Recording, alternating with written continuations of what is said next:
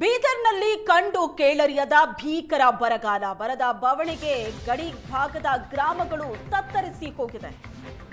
ಕಂಡು ಕೇಳರಿಯದ ಭೀಕರ ಬರಗಾಲ ಬೀದರ್ನಲ್ಲಿ ಗಡಿಭಾಗದ ಗ್ರಾಮಗಳು ಬರಕ್ಕೆ ತತ್ತರಿಸಿದೆ.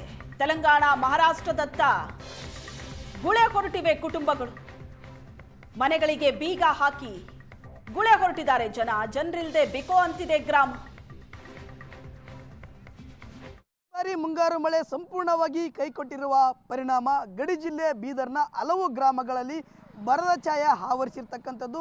ಸರಿಯಾದ ಸಮಯಕ್ಕೆ ಮಳೆ ಬಾರದಕ್ಕೆ ಈಗ ಬೆಳೆಗಳು ಸಂಪೂರ್ಣವಾಗಿ ಒಣಗಿ ಹೋಗಿರ್ತಕ್ಕಂಥದ್ದು. ಹೊಲಗಳಲ್ಲಿ ಕೆಲಸ ಕಾರ್ಯಗಳಿಲ್ಲದೆ ಜನರು ಹೊಟ್ಟೆಪಾಡಿಗಾಗಿ ಬೇರೆ ಬೇರೆ ರಾಜ್ಯಗಳತ್ತ ಜನರು ಈಗ ವಲಸೆ ಹೋಗ್ತಕ್ಕಂಥ ಪರಿಸ್ಥಿತಿ ಕೂಡ ಇಲ್ಲಿ ಇರ್ತಕ್ಕಂಥದ್ದು. ಸದ್ಯ ನಾನು ಬೀದರ್ ಜಿಲ್ಲೆಯ ಔರಾದ್ ತಾಲೂಕಿನ ವಿಜಯನಗರ ತಾಂಡದಲ್ಲಿರ್ತಕ್ಕಂಥದ್ದು. ಈ ಒಂದು ವಿಜಯನಗರ ತಾಂಡವು ತೆಲಂಗಾಣ ರಾಜ್ಯಕ್ಕೆ ಅಂಟಿಕೊಂಡಿರ್ತಕ್ಕಂಥ ಒಂದು ಗ್ರಾಮ ಆಗಿರ್ತಕ್ಕಂಥದ್ದು.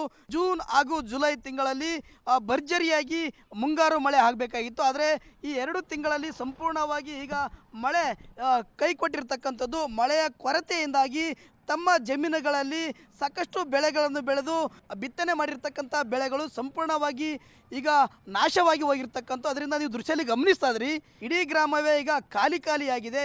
ಎಲ್ಲ ಮನೆಗಳಲ್ಲಿ ಕೂಡ ಈಗ ಕೀಲಿ ಹಾಕಿರ್ತಕ್ಕಂಥದ್ದು.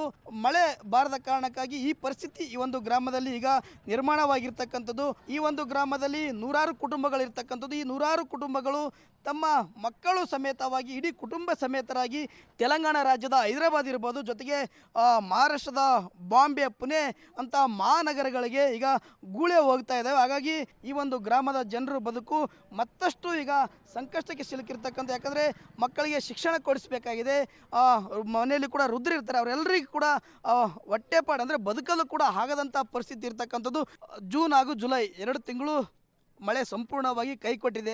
ಒಂದು ಹನಿ ಮಳೆ ಬೀಳಲಿಲ್ಲ, ಹೊಲಗಳಲ್ಲಿ ಬೆಳೆ ಕೂಡ ಬೆಳೆದಿಲ್ಲ, ಸಂಪೂರ್ಣವಾಗಿ ಲಾಸ್ ಆಗಿದ್ದೀರಿ. ಈಗ ಈ ಕೆಲಸಕ್ಕಾಗಿ ಎಲ್ಲಿ ಹೋಗ್ತಾ ಇದ್ರಂತ? ಹೋಗಬೇಕು ತೆಲಂಗಾಣದಾಗ. ನಮ್ಮ ಕರ್ನಾಟಕ ಬಿಟ್ಟು ತೆಲಂಗಾಣದಾಗ ಹೋಯ್ತೀರಿ. ಈಗ 2 ತಿಂಗಳಾಯ್ತು, ನೀರಿಲ್ಲ, ಏನಿಲ್ಲ, ಬೆಳೆ ಇಲ್ಲ, ಏನಿಲ್ಲ. ಈಗ ಏನ್ ಬದುಕ್ತಾವ್ರಿ? ಈಗ ಎಲ್ಲ ತೆಲಂಗಾಣದಾಗ ಹೋಗ್ಯಾರ, ಬದುಕ್ತಾವ. ಆ ಕಡೆ ನಮ್ಮ ರಾಜ್ಯದಾಗ ಏನಿಲ್ಲ. ತೆಲಂಗಾಣಗ ಕೂಲಿಗಾಗಿ ನಡೆದಾರೆ. ನಾವೆಲ್ಲ ಮನೆಗಳ್ದಾಗ ಎಲ್ಲಿ ಕೆಲಸ ಇಲ್ಲ, ಏನಿಲ್ಲ. ಅಲ್ಲಿ ಆ ಕಡೆ ಕೆಲಸ ಮಾಡಿ ಈ ಕಡೆ ಬರ್ತಾರ. ಮತ್ತು ಇಲ್ಲಿ